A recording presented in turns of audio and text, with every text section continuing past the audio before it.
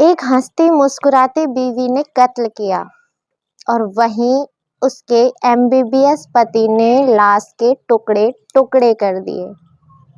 यहीं नहीं रुके दोनों ने उस लाश के साथ समय बिताया। समय बिताने के बाद उसे एक पॉलीथीन के जैसे बैग में भरा और कहीं दूर फेंक दिया। एक आम से कत्ल की तरह, जिसका उन्हें कोई पछतावा नहीं था, उनकी आंखों में कोई डर नहीं था, कोई खौफ नहीं था। ये सारा वाकया हंसते मुस्कुराते उन लोगों ने किया। नमस्कार, मैं ज्योति गौड़ और आज की सच्ची घटना में बताने जा रही हूँ एक ऐसे रिश्ते की जहाँ पर अवैध संबंधों में उम्र की कोई सीमा नहीं होती।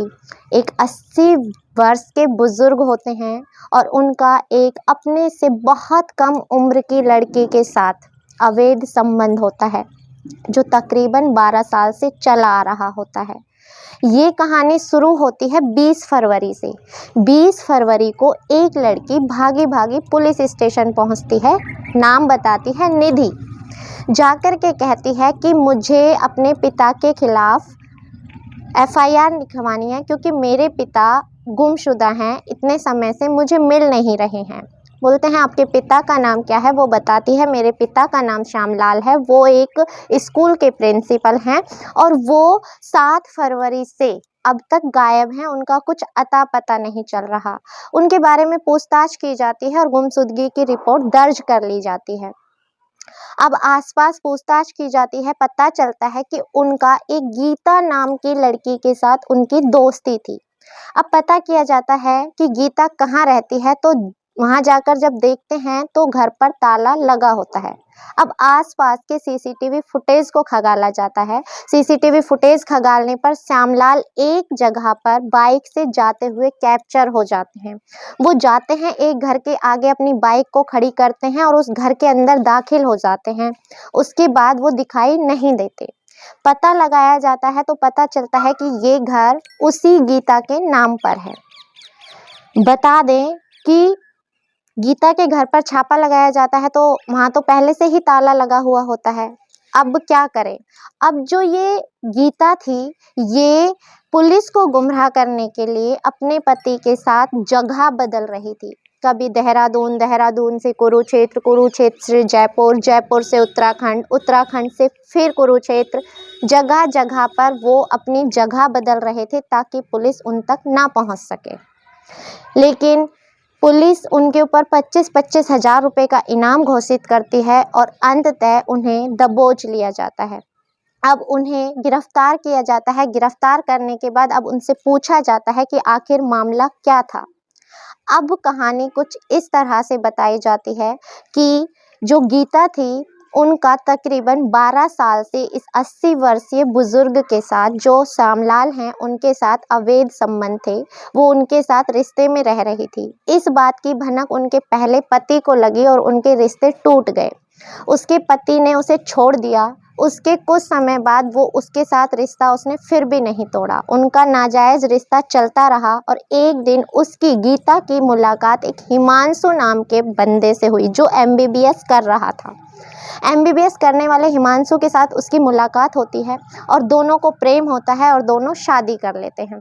अब दोनों चल रहा होता है। कुछ समय बाद एक दिन एमबीबीएस के लिए जो पढ़ाई कर रहा होता है हिमांशु, वो बोलता है कि मैं पढ़ाई तो कर रहा हूँ, लेकिन मेरे पास फीस देने के लिए पैसे नहीं हैं।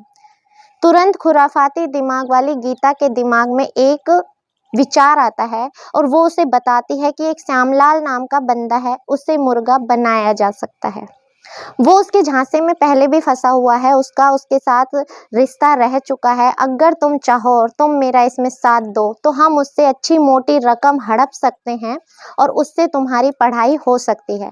हिमांशु को उसका प्लान अच्छा लगता है। बैठे बिठाए अगर किसी को दौलत मिल रही है बिना मेहनत करे तो वो उसी को चुनता है। वो मेहनत का रास्ता नहीं चुनता, वो आसानी से मिलने वाली दौलत को चुनता है। अब दोनों प्लान बनाते हैं। प्लान के तहत श्यामलाल को फोन मिलाया जाता है। अब गीता श्यामलाल को फोन लगाती है कि मुझे तुमसे मिलना है, मेरा तुम्हारे बगैर मन नहीं लग रहा, तुम मुझसे मिलने आ जाओ। श्यामलाल, जो कि उसके साथ पहले से ही रिश्ते में था, लंबे समय से रिश्ते में चल रहा था, तो वो भी अपनी मोटरसाइकिल निकालता है और ले जा कर के इसके घर के बाहर खड़ी करता है और उसके पास मिलने चला जाता है। जाकर के वो एक कमरे में बैठ जाते हैं और वो दोनों एक दूसरे के गले लगे हुए होते हैं, एक दूसरे को आलिंगन कर रहे होते हैं। तो कुछ समय बाद उन सब का प्लान ये था कि हम उनकी इन दोनों की मतलब कि हिमांशु से तय किया जाता है कि हम दोनों के अवैध संबंधों की अश्लील तुम वीडियो बनाना और फिर हम इन्हें ब्लैकमेल करेंगे, ब्लैकमेल करके इनसे मोटी रकम ऐंठी जाएगी।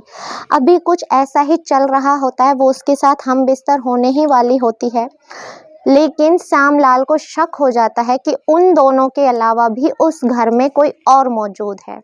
उसका शक गहरा जाता है और वो जल्दी जल्दी आनन फानन में खड़ा होता है, कपड़े पहनता है और भागने की कोशिश करता है।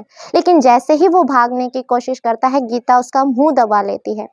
गीता मुंह दबाती है, धक्का मारा जाता है, तब तक हिमांशु आ जाता है। धक्का मारकर उसे गिरा दिया जाता है और वो गिरते हैं, उनके सर पर चोट लगती है। सर पर चोट लगती है तो वो उनका गला दबा करके उसकी हत्या कर देते हैं। अब उसकी सांसें रुक चुकी थी। अब वो दोनों घबरा गए कि अब उनके सामने जो पड़ी है वो एक लाश है, अब क्या किया जाए।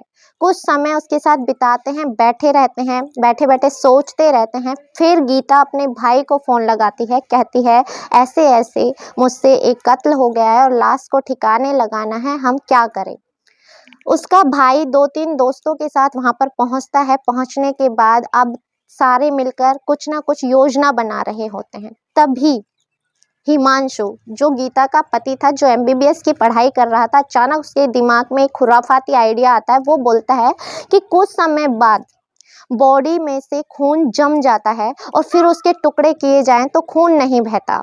तो कुछ समय तक हम इस बॉडी को ऐसे ही रखेंगे, क्योंकि वो एमबीबीएस की पढ़ाई कर रहा था, उसे उतनी जानकारी तो थी ही। अब वो ऐसा ही करते हैं, कुछ समय तक उस बॉडी को अपने घर में रख के रखते हैं और कुछ समय बाद चाकू लेते हैं और उसके छोटे छोटे, जो एमबीबीएस की पढ़ाई कर रहा था, डॉक्टरी की पढ़ाई कर रहा था, जो एक अच्छा डॉक्टर बनने वाला था, आगे आने वाला युवा पीढ़ी का जो कहते हैं भावी डॉक्टर था, वो एक व्यक्ति के टुकड़े टुकड़े कर रहा होता है। टुकड़े टुकड़े किए जाते हैं, उसे एक पॉलीथीन के बैग में डाला जाता है और उसके भाई उसे ले जा कर के कहीं फेंक देते हैं।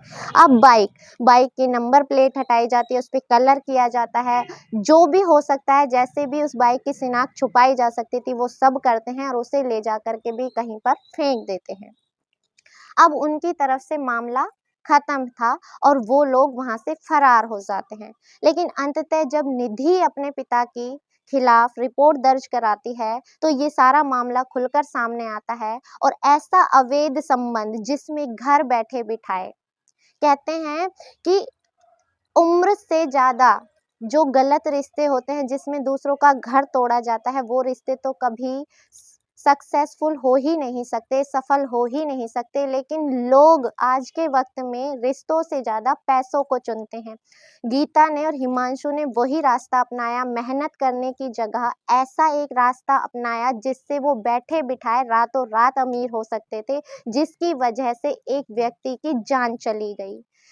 इन सभी घटनाक्रम को सुनाने का उद्देश्य हमारा आपको किसी तरह से दुखी करना या परेशान करना नहीं है, ना ही आपकी भावनाओं को ठेस पहुंचाना है, बल्कि आपको सचेत करना है, जागरूक करना है कि ऐसी घटनाओं से बचने का भरसक प्रयास करें।